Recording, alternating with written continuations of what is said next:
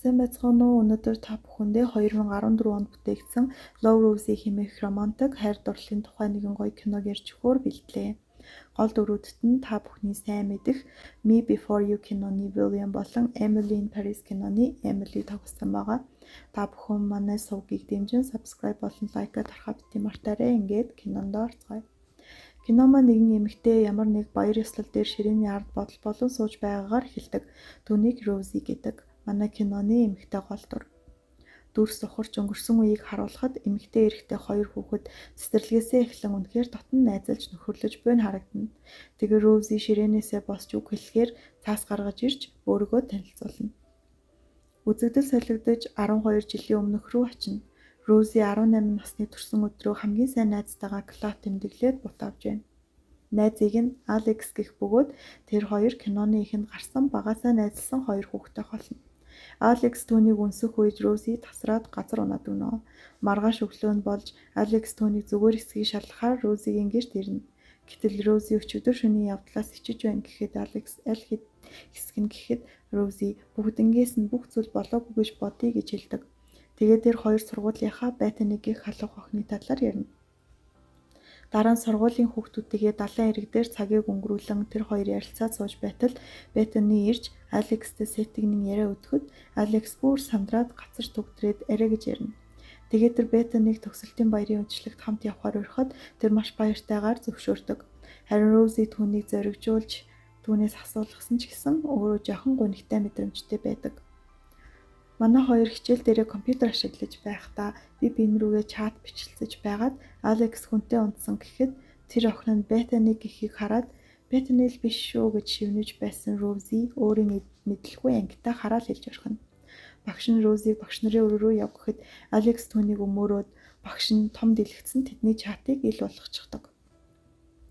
Төгсөлтийн үдшилгийн өдөр болж Алекс Rosie хоёр бие биендээ бэлтгэд туслаж байх үед Алекс Rosie-г даашинцтайгаа үнэхээр үзэсгэлэнтэй байгааг хараад догтлоно.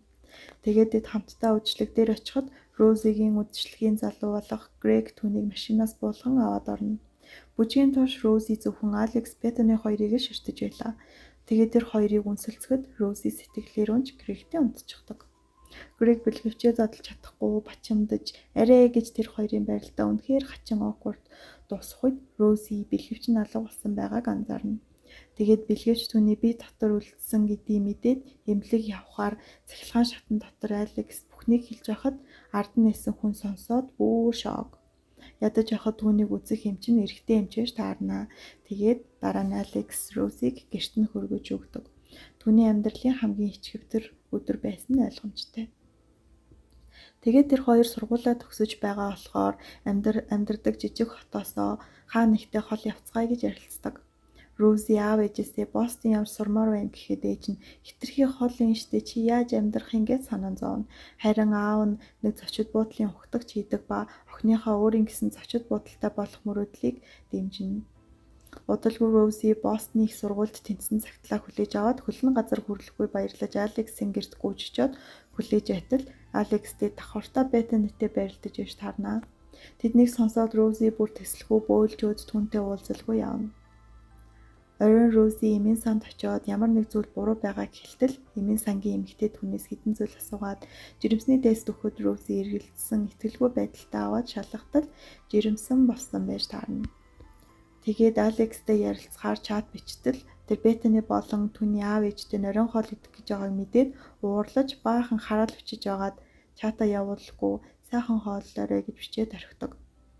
Тэгээд сэтгэл нь маш их өвдөж тавгуйтсан тэрээр уйлнаа өрхий. Маргааш өглөө тэр Алекстэй уулзахад Алекс гэж Руисэн имэрээд Харвардд тэтгэлэгтэй тэнцсэн сайхан мэдээгээ дуулгасанд Rosie түүнд баяр хүргээд харин түүнд Бостноос хариу ирээгүй гэж худлаалдаг. Жирэмсэн гэдгээс нууж эндэх ажлаа амжуулаад араас нь очно гэж хэлнэ. Алексийг гаргаж өгөхөөр онгоцны буудлын дээр очиж тэр хоёр гуниг тамтан тэврэлдэж дараа нь бараг л үнэлцэх төгөхөд хоёулаа биеэ барин холно. Тэгээд Алекс 2-7 хоногийн дараа уулзъя гэд ганцаараа Америк руу явдаг. Гэвч Rosie ирэхгүй гэдгийг тэр мэдсэнгүй. Үүнээс хойш Rosie эмийн сангийн эмэгтэйтэй сайн найзууд болсон байх ба тэр дунд амьдралын төлөвлөгөө нь яаж сүрч байгаа талаар бүх асуудлаа ярина. Greg харин хаа нэгтэй гадагшаа явсан тул Rosie түүнд жирэмсэн болсноо хэлэлгүй орхижээ. Хэдэн сар өнгөрөхөд цус сарын сайхан үе болсон байх ба Розигийн гэдэс том болсон байлаа. Тэр охинтой болно гэдгээ мэдсэн байсан ч хүүхдээ өргүүлэхээр шийдсэн байв. Гэр бүлийнхэн нь түүнийг гэдэсэндээ хүүхэд хөдөлж байгааг хараад хөөрдөж нэр бод сэцгийг нь асуухад тэр өргөж авах эцэг их нөхсөн дээр гэж бодож байгаагаа хэлдэг. Унтахтаа хөөрхөн гидтэйгээ ярангаа түүнийг Кейти гэж дуудах ба хүүхдээ өргүүлэхдээ итгэлгүй байгаа мэт байдаг. Удалгүй тэр гэртээ төрөх болж бөө юм болно. Хоёр эрэгтэй дүү нэмэгтэй байх хэцүү юм а гэдэл бүр сандарчихсан зогсож байдаг. Энэхүү Рози маань хөөрхөн охинтой болсон бөгөөд охиноо харж гартаа тэврээд тэр өөрөө өсөхөөр шийднэ. Түүнд Кейти гэдэг нэрээ өгчээ. Мэдээж үүний дараа хүүхдээ өсгөхийг адал явдалд аялдгарч өстөө нусаа хацартаа нааж эхэлнэ. Удалгүй овоо АЕВ олж эхэлнэ. Нэг өдөр хүүхдээ тэрэгн суулгаад явж байхдаа Бетаныг тарагчихна. Тэрэгнийхээ араар нуугдсан ч тэр хурж ирээд чиний хэлгэж битий хэлээрээ дээ гэхтрөөсий үгүй гэтэл тэгвэл чи хүүхэд тасарч болсон юм уу гэж Рози тийм штэ тийм хүүхдүүд л өстэй хайр юм байна гэдгийг би ойлгосон энтер гэсэн боловч мэдээж Бетаны түнд яаж итгэв аав нь хий гэж асуухад хүүхэд нь түүний өснөөс нэг сайхан зулгааж өгөөд үлдээн. Хин нэгэн хаалга тогшоод нээтэл Алекс байхан дээр. Рози бүр сандарч гарч копи ууцгаая гэхэд нь Алекс гэрт нь орохыг хүснэ. Рози сандарч бүх хүүхдийн юмнуудаа нууж байтал Алекс аль хэдийн Бетаныгаас сонссон байсан бөгөөд түүнийг хизээ түүнд хэлэх гэж байсныг асуув. Тэгээд тэр хоёр далайн эрэг дээр сууж ярилцаад чамд яагаад хэлээгүй гэвэл магадгүй би ядаж хин нэг намайг хуучин Розиг өөр минь бодож явах гэж бодсон байх гэж хэлв. Тэгээд Алекс түүнийг гарнаас хатгана. Удалгүй Алекс буцаж Рози түүнийг гаргаж өгдөг. Тэр одоо ч Бостон явж сурч өөрийн гэсэн зочд буудалтай болох мөрөөдлөө орхиог байлаа. Алекс буцаад Америкт ирчихсэн клуб дуугаад жоохон хямарчихсан сууж байтал нэг залуу ирээд түүний эмэгтэй дүн түүнийг сонирхоод байгааг хэлв. Харвал үнэхээр халах өмсөхгүй байна. Түүнийг Салли гэдэг бөгөөд тэр ирээд Алекстэй ярьж эхэлнэ. Удалгүй тэр хоёр үргэлж хамт амьдарч эхэлдэг ба үүнээс хойш жил бүр Алекс Кейтид цул сарын бэлэг явуулдаг болов. Розигийн охин 5-6 нас хүрсэн байх ба эмийн сангийн найзтайгаа нэг зочд буудалд ажилладаг болжээ. Найз нь үүдний ухтагч харин өөрөөний өөрчлөгч. Бетаны загвар өмсөгч болсон байх бөгөөд түүний зургийг сэтгүүлээс хараад Рози уурлаж сэтгүүлийг хогийн сарууч ихэд гიშгэж өгнө. Розигийн охин нь сургуульд оржээ. Нэг өглөө охин нь ээжээ би хичээлээсээ хоцорлоо штэ гэд өрөөнд нь орж иртэл Рози нэг цагдаа залуутай хэвтэж ирдэг ба Розигийн гарыг орны толгойтой гавалчихсан тайлах гэтэл хүрнэдэггүй. Охин нөгөө залуу басна. Та миний аав уу гэхэд Рози үгүй ээж их найз гэж хэлнэ. Тэгээд тэр аргагүй ирэхэнд орны толгойг салгаж бариад охиноо сургуульд нь хүргэж өгдөг. Үзэгдэл солиход Алекс найз охинтойгоо жаахан муудалцаж байна. Түүний сонирхол, хобби гэх мэт зүйлс нь найз охинд нь таалагддаггүй, ойлгохыг ч хүсдэггүй мэт. Тэгээд Рози руу мессеж бичиж түүнийг санаж байгаагаа хэлээд түүнийг Америк руу зочилж ирэхийг хүснэ. Рози нэмсэглэн зөвшөөрөөд явнаа. Түүнийг очиход тэр хоёр баярлан тэрвэрлэж шүнжэнгүү яг л хуучны цаг шигэ шоудаж хөгжилтэн сэнгэн. Тэгээд үүрээр гадаа хамтдаа нээлтэж явсаар газарт суугаад бас л баг үнсэлцэх төгөхөд Алекс хоошилж бид харих хэрэгтэй гэж хэлдэг. Гэртээ ирэхэд найз охин мэдээж ууртаа бүтээж авна. Тэгэд хоол идэхээр нэг ширээний ард суух үед Салли Алекс тэр хоёр хүүхэдтэй болж байгаа гэдгийг хэлнэ. Рози баяр хүргээд Алексийг түнд яагаад хэлээгүйг асуухад Алекс гацаж төгччихнэ. Тэгээд Салли уурлаж ширээг нурааж орхиноо. Тэгээд тэр надад юу хэлгэснээ хараач гэснэ. Зүгээр дээ бидэнд орой үдшилгийн урилга байна явцгаая гэхэд Алекс Рози хоёр түүний зам байдал бүр шоконд орсон ч тэр бүгд хамт явцгаав. Дараа нь Рози уурлаад тэндээс гараад явна. Тэр Алексийг найз охин нь гэртээ хүлээж авах шүнжин шоудсан байна гэж уурлана. Гэтэл Алекс маргаан дундаа манай хүүхэд нэгэнтэй л биш эцэг их хоёртойгоо хоёулантай хамт тоглоно гэж хэлээд Розиг онтоочихно. Тэгээд тэр хоёр маш хүчтэй маргалдаж Рози буцаад гэрлүүг явлаа. Рози охиныхоо зурсан зургийг хараад сэтгэлээр унана. Охин нь ээж автагаа байгаа зургаад зуржээ. Тэгээ Рози хин нэгэн рүү захиа бичиж буг харах бөгөөд Грег рүү захиа бичсэн болов. Тэгээд нэг өдөр Рози ажиллаа хийж байтал өнөөх Грег хүрээд ирнэ. Тэгснээ буцаж нийлцгээ би хүүхдийнхээ аав гэд олон юм ярина. Рози чаавгны чи бүх үед байгаагүй гэдэл гомдлож уурлахад Грег надад ганц л боломж өгөөч гэд гойхож Рози за яах вэ? Зөвхөн ганцхан боломж шүү гэд түүнд боломж олгодог. Үүний дараа тэр 3 цагийг үнэхээр сайхан өнгөрүүлж бүрэн бүтэн гэр бүлийн ажралыг мэдэрч охиноо ч аширгалтай байгааг харна. Тэгээд найзтай энэ тухайгаа хэлтэл найз нь юу яасан гинэ тэр чамайг тэгж орхио үсттэй гэж зэмлэхэд Рози тэр охины маань аавтайгаа үнэхээр сайн байгаа. Би хүлээхээс залхаж байна. Түүнтэй байх сайхан чихэн гэр бүл шиг мэдэрч байна гэдэг. Удалгүй Рози болон Грег хурмаа хийхээр болж Алекс урилга хүлээж аваад гонигтайгаар харна. Хурмын өдөр үнэхээр сайхан болж Рози аавтайгаа зочдын дундуур логлон алхангаа нөхрөө харж жаргалтай нэмсэглэнэ. Хамтдаа гэрээ тогтжуулж завгүй байж байтал Алекс залхахад Рози уцаа таслана. Тэр үед Алекс найз охиноосоо салаад явж байдаг. Рози охиныхоо өрөөнд ортол бяцхан охин нь эрэгтэй найзтайгаа хөгжим сонсоод твтэж байдаг. Тэднийг хараад Рози хуучин турсамжаа бодон инээмсэглэнэ. Нэг өдөр Рози Салли руу залгаж Алексыг асуухад тэднийг салсан гэдгийг хэлдэг. Гэтэл Салли төрөгт өгөж усна гарчхна. Гэвч тэр өөр залуутай байдаг ба Алексыг үнэндээ хуурч байсан байжээ. Тэгээд Рози Алекс руу зурус очиж асуусанд түүнийг тайвшруулахад зүгээрээ би угаасаа аав болоход бэлэн байгаагүй гэж хэлдэгч түүний өрөөнд дүүрэн хүүхдийн хэрэгслүүд байдаг. 5 жилийн дараа Гэди өсвөр насны охин болсон байдаг. Маш чанга хөвжгнөөс болж ээж нь өрөөнд нь орж ирэхэд охин нь эрэгтэй найзтайгаа байж байдаг ба ээжтэй уурлаж өрөөнөөсөө хөөно. Тэгээд Розигийн ээж аав нь байшингаа зараад урт хугацааны аялал яваад өгнө. Рози ажил дээрээ байтал Беттани хурж ирээд "Үе Рози чи энд ажилт юм уу?" гэд луг хаяхад Рози "Өө би уртагч штэ" гэд худлаална. Беттани Бостон явах ажилтаагаа хэлэхэд Рози түүнийг "Өө тийм үү чи тэнд Алекстай уулзаж болно штэ" гэж хэлдэг. Рози гэртээ байж байтал утсан дуурна. Аваад яртал ээж нь уйлж эхэлдэг. Рози ямар нэг муу зүйл болсныг мэдэрч ээжээ яасан бэ юу болсон бэ гэд асуув. Гэтэл аав нь нас барсан гэх мэтээг сонсдог. Оршуулган дээр Алекс ирсэн байх ба гашуудаж бүр Рози сэтгэлийн дэм өгч тэрэн түүнийг инээлхийг хичээнэ. Гэтэл Грег нэх мэдрэмжгүй "Үеэл чинь өстой сонирхолтой хүн байна энтэр" гэж хурж ирсэн ээ. Алексийг эхнэрээс нь хол бай энтэр гэ тэр хоёр муудалцах шахаад Грег эхнэрээ аваад явна. Тэгээд Алекс онгоцны буудал дээр ахтаа Рози руу захиа бичиж "Чамааг үнэхээр чин сэтгэлээсээ хайрладаг хүнтэй байх ёстой. Грег чамд тохирохгүй. Мөн би чамд багаасаа хайртай байсан гэд өөрлөө нэрхий хүсч бас үргэлж хүлээн" гэж анх удаа жинхэнэ мэдрэмжээ илэрхийлэн захиагаа бичиж Рози дэлгээсэн боловч Грег авч уншаад нуугаад зөвхөн аавынх нь нас барахаас өмнө бичсэн захиаг Розид өгнө. Рози аавынхаа захиаг уншаад түүний захианаас маш их урам зориг авдаг. Аав нь түүнийг үнэхээр сайн охин бас ээж бас мөрөөдлөө дагахсаар байхыг дэмжсэн байлаа.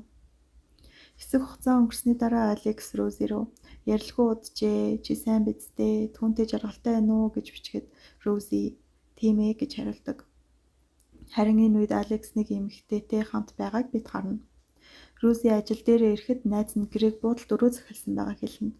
"Ойн баярын бэлэг бахна" гэж баярлтал Грег залгаад "Би дахиад жоохон удах юм шиг байна. Очиж чадахгүй нэ" гэж хэлнэ. Тэгээд л Рози сэтгэлээр унж өрөөний захиалгыг дахин хартал Грег 2 цагийн өмнө өрөөндөө орсон байлаа. Тэгээд Рози уурлаж найзтайгаа тэр газарт нь очтол Грег нэг эмэгтэйтэй сэтгнэж байгааг хараад түүнийг хүмүүсийн дунд нэг сайн цохиж хаяад явна. Гэртээ хараад Рози Грегийн бүх юмыг гаргаж хайж байхдаа түүний шургуулганаас Алексийн захиаг гаргаж олж уншина. Тэгээд яаран түн рүү чат бичтэл өөдөөс нь залхав. Автал Беттани. Тэгэхээр хамт байсан эмэгтэй нь Беттани байж. Тэгээд тэр Алекс тэр хоёрыг гэрлэх гэж байгааг хэлээд "Биднийг уулзахыг зөвлөсөнд баярлалаа" гэж Розид хэлдэг. Рози сэтгэлээр навс унана. Тэгээд уйлан найзтайгаа ярьж байтал найз нь "Алекс та хоёр ерөөсөө найзууд биш ээ.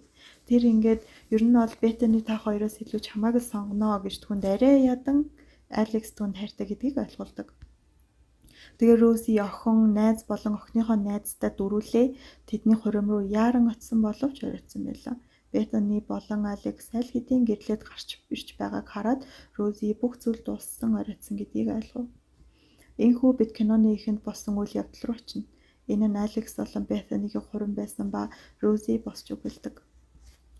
Амьдралаа хамт өнгөрөөх хүнээ сонгоно гэдэг бидний хэн бүхний гаргадаг хамгийн чухал шийдвэрүүдийн нэг. Буруу хүнээ сонгуул амьдрал чинь өнгөө алдаж саарлуулдаг. Заримдаа бүр үүнийг анзаарахгүй явсаар нэг өглөөс ирээд харахад олон жил өнгөрчихсөн байдгийг ойлгодог. Бид тэр талаар хоёулаа мэднэ Алекс. Чамтай нөхөрлсөн нөхөрлөм нь миний амьдралд гайхалтай олон өнгийг авчирсан. Хамгийн хүнд хэцүү үеүүдэд хүртэл чи миний хажууд байсан. Тийм бэлгийг хүртсэндээ би энэ дэлхийн хамгийн азтай хүн. Би чамайг өөрийнхөө амьдралд байгааг хизээж энгийн зүйл мэтээр хүлээж аваагүй байгаасай гэж хүсдэг. Гэхдээ магадгүй тэгсэн байх. Яагаад гэвэл заримдаа бидэнд тохиолдсон хамгийн сайхан зүйлийг хажууд маань бүр хамрын доор байгааг анзаардаггүй. Гэхдээ зүгээрээ. Үнэхээр зүгээр. Учир нь би нэг зүйлийг ойлгосон. Чи хаанч байсан, юу ч хийж байсан, хинтээж байсан. Би чамд үргэлж чин сэтгэлээсээ, үннээсээ бүх зүрхээрээ хайртай байх болно гэж хэлсэн ч дараа нь яг л найзууд эгч дүүсийн хайр шиг гэж хэлдэг. Алекс сэтгэл хөдлөлөө арай ядан барьж байхад Беттани Рози руу мухаараа сууж илаа. Тэгээ Рози хундаг өргөөд тэдний бүжиглэхийг нулимстай нүдээр хараад өрөөг орхин гарна.